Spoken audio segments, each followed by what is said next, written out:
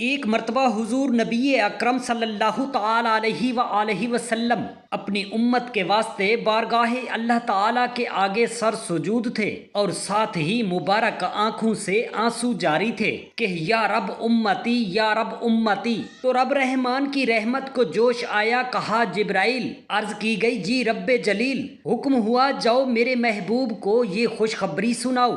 حضرت جبرائیل امین علیہ السلام آئے اور خوشخبری سنائی۔ تب نبی پاک صلی اللہ تعالی علیہ وآلہ وسلم نے حضرت جبرائیل امین علیہ السلام سے پوچھا، میرا امتی یہ کلام مبارک ادا کرے اس کے لیے کیسا ثواب ہے؟ عرض کی، اے محمد صلی اللہ تعالی علیہ وآلہ وسلم، جو سجدہ یا غیر سجدہ میں یہ کلام مبارک کہے گا تو اس کا نیکیوں والا پلڑا عرش و کرسی اور پہاڑوں سے بھاری ہو جائے گا، اور اس کی ادائیگی پر خدا رحمان فرماتا ہے، اے فرشتوں گواہ ہو جاؤ، میں نے اس بندے کی بخشش کر دی اور میں نے اسے جنت میں داخل کر دیا۔ جب وہ بندہ مر جاتا ہے تو میکائیل علیہ السلام روزانہ اس کی قبر کی زیارت کرتا ہے اور قیامت کے دن اسے اپنے پروں پر بٹھا کر خدا تعالی کی بارگاہ میں لے جائے گا اور خدا کی بارگاہ میں اس بندے کی شفاعت کرے گا۔ اللہ تعالی فرمائے گا، میں نے تیری شفاعت قبول کی،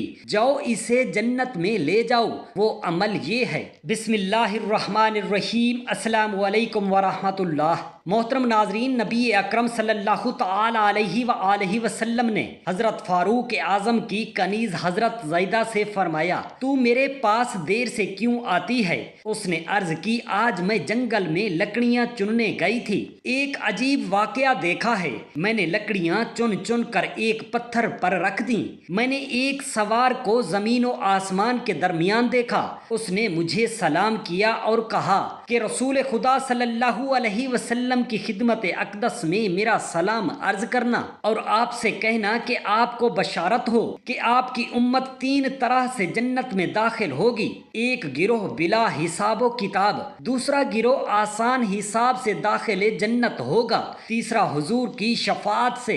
یہ کہہ کر وہ آسمان کی طرف چلا گیا۔ میں لکڑیوں کا گٹھا اٹھا نہ سکی۔ اس نے پتھر سے کہا، یہ گٹھا فاروق اعظم کے گھر پہنچا دو۔ چنانچہ اس پتھر نے ایسا ہی کیا۔ حضور صحابہ کرام کے ساتھ اس پتھر کو دیکھنے آئے اور فرمایا، زیدہ مثل مریم ہے جس سے فرشتوں نے کلام کیا، کیونکہ زیدہ کے ساتھ کلام کرنے والا رضوان جنت تھا۔ یمن سے ایک آدمی حضرت کعب الاخبار کے پاس آیا اور کہا، میں فلاں یہودی عالم کی طرف سے آیا ہوں۔ انہوں نے کہا، تو عزت و اکرام والا تھا، تجھے کیا ہو گیا ہے کہ تو دین موسوی کو چھوڑ کر دین محمدی میں داخل ہو گیا ہے؟ حضرت کعب الاخبار رضی اللہ تعالی عنہ نے کہا، جب تو واپس اس یہودی کے پاس جائے تو اس کا دامن پکڑ لینا تاکہ وہ بھاگ نہ جائے، اور اسے کہنا، تجھے قسم ہے اس خدا کی جس نے موسیٰ علیہ السلام کو ان کی والدہ کی طرف واپس کیا اور ان کے لیے دریا پھاڑا اور ان کو توریت کی تختیاں عطا کیں، کیا تو کتاب توریت میں یہ لکھا ہوا نہیں پاتا کہ امت محمد صلی اللہ تعالی علیہ وآلہ وسلم کے 3 حصے ہوں گے، 1/3 بغیر حساب، دوسرا رحمت خدا بندی سے اور تیسرا آسان حساب کے ساتھ داخل جنت ہوگا۔ ان تینوں میں سے مجھے جس میں چاہو شمار کر لو۔ حضرت علی المرتضیٰ اور حضرت انس رضی اللہ تعالی عنہما سے روایت ہے کہ رسول اللہ صلی اللہ تعالی علیہ وآلہ وسلم نے فرمایا، لا الہ الا اللہ کہنے والے بعض لوگ اپنی شامت اعمال کی بنا پر جہنم میں جائیں گے۔ ایک دن ایسا اتفاق ہوگا کہ یہودی، نصرانی اور بت پرست لوگ ان مسلمانوں کو جہنم میں دیکھ کر کہیں گے، اے لوگو، تمہارا لا الہ الا اللہ کہنا آج تمہارے کچھ بھی کام نہ آیا۔ ہم بت پرست اور تم خدا پرست برابر آگ میں جل رہے ہیں۔ لا الہ الا اللہ کہنا اور بت پرستی کرنا دونوں جہنم میں ہیں۔ جب یہ کلام کفار کے منہ سے نکلے گا، فوراً دریائے رحمت الہی جوش میں آئے گا اور خدا تعالی غضبناک ہو کر فرمائے گا، آج کفار نے ہمیں بتوں کے برابر کر دیا اور توحید اور شرک کو یکساں بنا دیا۔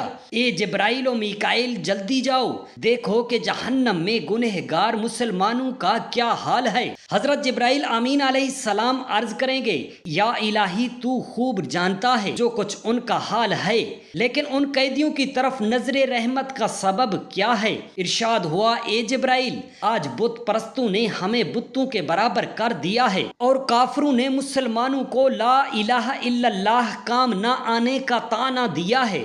حضرت جبرائیل امین علیہ السلام یہ سن کر دوزخ کی طرف روانہ ہوں گے۔ دروغ جہنم آپ کو آتا دیکھ کر اپنے لوہے کے منبر سے اتر کر کہے گا آپ کا یہاں آنا کیسا ہوا؟ حضرت جبرائیل امین علیہ السلام فرمائیں گے اے دروغ جہنم میں مصطفیٰ کی امت کے گنہگاروں کا حال دیکھنے آیا ہوں۔ دروغ جہنم عرض کرے گا آپ ان کا حال کیا پوچھتے ہیں؟ ان کی حالت نہایت بری ہے، بڑے تنگ مکان میں مقید ہیں، آگ نے ان کے جسم جلا ڈالے ہیں، ہڈیاں سوختہ کر دی گئی ہیں، صرف ان کے دل اور زبان باقی ہیں کہ وہ ایمان کی جگہ تھے، باقی سب کچھ جل گیا ہے۔ حضرت جبرائیل آمین افسردہ ہو کر فرمائیں گے جلدی کر حجاب ہٹا دے، دروازہ کھول دے کہ میں اپنی آنکھوں سے ان کا حال دیکھوں۔ مجھے رب العزت نے فرمایا ہے کہ اپنی آنکھوں سے دیکھ کر آؤ۔ دروغ جہنم دروازہ کھول دے گا، سر پوش ہٹا لے گا۔ حضرت جبرائیل امین علیہ السلام دوزخ میں جا کر دیکھیں گے کہ لوگ بڑی بری حالت میں ہیں۔ جب دوزخی حضرت جبرائیل امین علیہ السلام کو دیکھیں گے تو دروغ جہنم سے پوچھیں گے یہ کون سا فرشتہ ہے؟ ہم نے آج تک ایسا خوبصورت فرشتہ نہیں دیکھا۔ وہ دروغ جہنم کہے گا یہ جبرائیل امین ہیں جو وحی لے جاتے تھے حضرت محمد صلی اللہ تعالی علیہ وآلہ وسلم کی طرف۔ حضور کا نام سن کر دوزخی شور و غل مچائیں گے، پھر رو رو کر عرض کریں گے اے جبرائیل امین ہمارا سلام ہمارے نبی محترم کو پہنچا دیں اور ان سے کہنا کہ ہم نہایت سخت عذاب میں مبتلا ہیں، آپ صلی اللہ علیہ وسلم ہماری شفاعت کیجئے۔ حضرت جبرائیل امین گنہگاروں سے وعدہ فرمائیں گے کہ میں ضرور تمہاری حالت زار تمہارے نبی تک پہنچاؤں گا۔ جب وہاں سے رخصت ہو کر جبرائیل امین اپنے مقام میں آئیں گے تو ارشاد رب العزت ہوگا اے جبرائیل امت محمدیہ کا کیا حال ہے؟ حضرت جبرائیل امین عرض کریں گے اللہ تو بہتر جانتا ہے، وہ نہایت تنگ حال اور بڑے سخت و عذاب میں ہیں۔ اللہ تعالیٰ پھر ارشاد فرمائے گا جبرائیل امت محمدیہ نے کوئی پیغام بھیجا؟ حضرت جبرائیل امین علیہ السلام عرض کریں گے ہاں میں نے ان سے وعدہ کیا تھا کہ تمہارا سلام نبی محترم کی بارگاہ میں پہنچاؤں گا اور جو عذاب کی تکلیف ہے وہ بھی ان کو بتاؤں گا۔ ارشاد ربانی ہوگا جبرائیل جاؤ میرے محبوب کو اطلاع دو۔ حضرت جبرائیل امین علیہ السلام حضور کی خدمت اقدس میں آئیں گے، آپ اس وقت ایک موتیوں کے محل میں ہوں گے۔ حضرت جبرائیل امین علیہ السلام رو رو کر عرض کریں گے میں آپ کی امت کے پاس سے آیا ہوں جو جہنم عذاب میں گرفتار ہیں، انہوں نے آپ کو رو رو کر سلام کہا ہے اور عرض کی ہے کہ ہماری خبر لیجئے۔ حضور اقدس سنتے ہی لبیک لبیک امتی کہتے ہوئے عرش کے نیچے حاضر ہوں گے اور سجدے میں گر جائیں گے اور خدا تعالیٰ کی وہ حمد و ثنا بیان کریں گے جو کسی نے بھی نہ کی ہوگی۔ 7 دن کی مدت کے بعد حکم ہوگا اے محترم نبی سر اٹھاؤ، مانگو کیا مانگتے ہو، شفاعت کرو قبول ہوگی۔ یہ سن کر حضور امتی امتی کہیں گے۔ اللہ فرمائے گا جس نے ایک دفعہ لا الہ الا اللہ کہا ہے جاؤ اس کو جہنم سے نکال لاؤ۔ حضور صلی اللہ تعالی علیہ وآلہ وسلم شفاعت کی اجازت حاصل کر لینے کے بعد اہل جنت کو اطلاع کر دیں گے اے لوگو محمد رسول اللہ صلی اللہ علیہ وآلہ وسلم نے شفاعت کا دروازہ کھلوایا ہے، اے اہل جنت تم میرے ساتھ چلو اور جس کو تم پہچان لو اس کو میرے ساتھ چل کر جہنم سے نکال لو۔ یہ اعلان سن کر بہت سی مخلوق آپ کے ساتھ ہو جائے گی اور حضور ان کو ساتھ لے کر جہنم کی طرف شفاعت کے لیے تشریف لے جائیں گے۔ یہ وہ مبارک مجمع ہوگا کہ چشم فلک نے ایسا اجتماع کبھی دیکھا نہ ہوگا۔ پھر دروغ جہنم حضور اقدس کے لیے کھڑا ہو جائے گا اور حضور رو رو کر فرمائیں گے دروغ جہنم بتا میری امت کا تو نے کیا حال کیا ہے اور میری امت کے لوگوں کو کس کس عذاب میں مبتلا کیا ہے۔ پھر جہنم کا دروغہ عرض کرے گا یا حضرت وہ تو نہایت عذاب و تکلیف میں مبتلا ہیں، اور پھر حضور فرمائیں گے اے دروغ جہنم دروازہ جلد کھول دے تاکہ میں اپنی آنکھوں سے اپنی امت کا حال دیکھ لوں۔ دروغ جہنم کا سرپوش اٹھا لے گا۔ جس وقت حضور کے حسن با کمال کو آپ کی امت کے لوگ دیکھیں گے، چلا کر کہیں گے آگ نے ہماری کھال جگر اور جسم جلا دیے ہیں۔ حضور ملائکہ کو حکم دیں گے ان کو جہنم سے باہر نکالو۔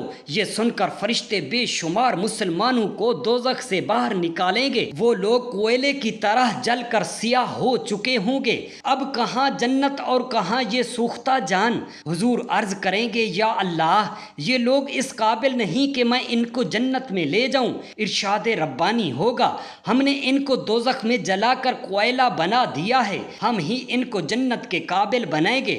رضوان جنت کو حکم ہوگا، نہر حیات کا رخ ادھر موڑ دو۔ حکم الہی سے رضوان جنت نہر الحیات کو جہنم کے دروازے کے قریب کر دے گا۔ حضور فرمائیں گے ان جلے ہوئے لوگوں کو اس میں ڈال دو۔ فرشتے ان کو اس نہر میں ڈال دیں گے۔ تھوڑے عرصے کے بعد ایک سوختہ اور کوئلہ 14ویں رات کا چاند بن کر باہر نکلے گا اور پیارے نبی کی شفاعت سے دوزخ سے آزاد ہو کر جنت میں آباد ہو جائیں گے اور زبان حال سے کہیں گے جب کفار بت پرست گنہگار مسلمانوں کو جنت کی طرف جاتے ہوئے دیکھیں گے تو اس وقت تمنا کریں گے کہ کاش ہم بھی لا الہ الا اللہ کہہ لیتے تو آج ضرور بخش دیے جاتے۔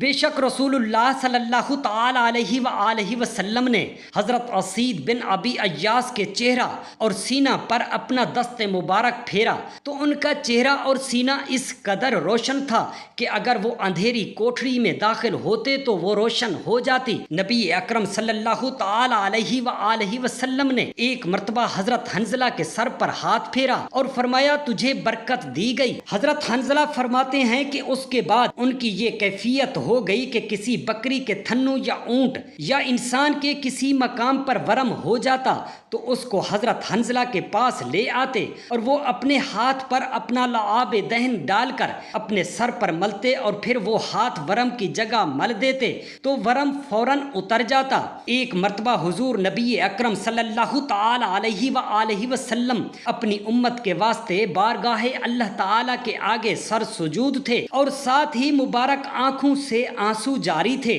کہ یا رب امتی یا رب امتی۔ تو رب رحمان کی رحمت کو جوش آیا، کہا جبرائیل جی رب جلیل، حکم ہوا جاؤ میرے محبوب کو یہ خوشخبری سناؤ۔ حضرت جبرائیل امین علیہ السلام آئے اور خوشخبری سنائی۔ تب نبی پاک صلی اللہ تعالی علیہ وآلہ وسلم نے حضرت جبرائیل امین علیہ السلام سے پوچھا میرا امتی سبحان ربی الاعلیٰ ادا کرے اس کے لیے کیسا ثواب ہے؟ حضرت جبرائیل امین علیہ السلام نے عرض کیا جو نماز یا غیر نماز میں یا سجدہ یا غیر سجدہ میں سبحان ربی الاعلیٰ کہے گا تو اس کا نیکیوں والا پلڑا عرش و کرسی اور پہاڑوں سے بھاری ہو جائے گا اور اس کی ادائیگی پر خدا رحمان فرماتا ہے میرے بندے نے سچ فرمایا ہے، میں ہر چیز سے اعلیٰ ہوں اور مجھ سے اعلیٰ کوئی شے نہیں۔ اے فرشتوں گواہ ہو جاؤ، میں نے اس بندے کو بخش دیا ہے اور میں نے اسے جنت میں داخل کر دیا۔ جب وہ بندہ مر جاتا ہے تو حضرت میکائیل علیہ السلام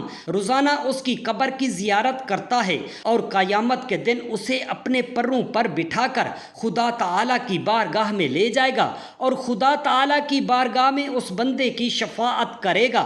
اللہ فرمائے گا میں نے تیری شفاعت قبول کی، جاؤ اسے جنت میں لے جاؤ۔ حضور نبی اکرم صلی اللہ تعالی علیہ وآلہ وسلم نے ارشاد فرمایا جس نے میری قبر کی زیارت کی اس پر میری شفاعت واجب ہوگی، اور ایک حدیث میں ہے جو خالص میری زیارت کو آئے اور اسے سوائے اس کام کے دوسرا کوئی کام نہیں، مجھ پر حق ہے کہ قیامت کے دن میں اس کا شفیع بنوں۔ اللہ رب العالمین سے دست ادب گریہ و زاری سے دعا کرتے ہیں بروز قیامت ہم سب مسلمانوں کو حضور اقدس صلی اللہ تعالی علیہ وآلہ وسلم کی زیارت و شفاعت نصیب فرمائے، آمین یا رب العالمین۔ جزاک اللہ خیرا کثیرا۔